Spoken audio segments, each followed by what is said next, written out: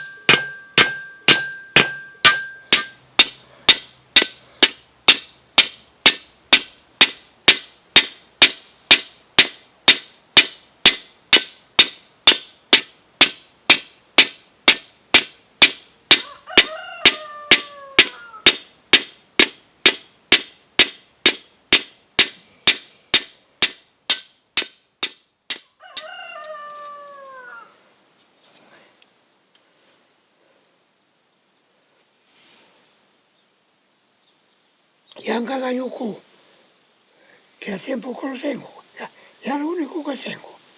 Y no me salió nada bueno. Nada, muy bien.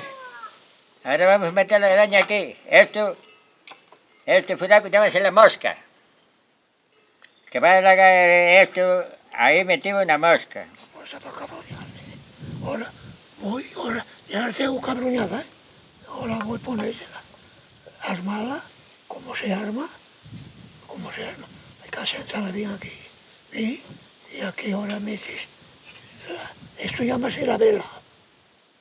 La vela. Ahora, la vela, métela bastante adelante, que a donde va seguro. Ahora viene la pina, ¿eh? Una pinina para asegurarla, para que no haya sentido. Los fierros, la xunca y el martillo. Xunca y el martillo. Eso ya. ¿Veis? Ahora sacamos el martillo y a la xunca. Bueno, ya la yuca, hay que esclavarla bien, que sea segura en un baile, y esos son los fierros. La piedra, el cachapo, el estil, las manías. Esto ya. Bueno,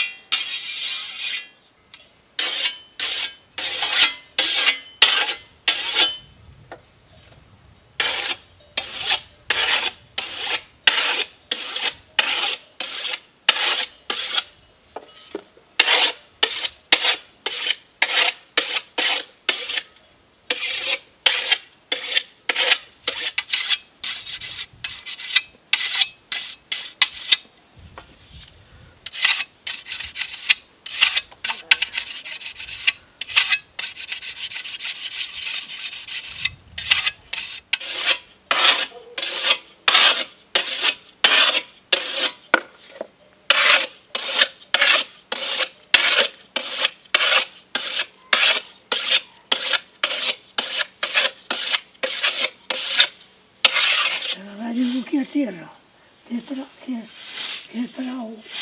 quiere hierba, no puede andar por tierra.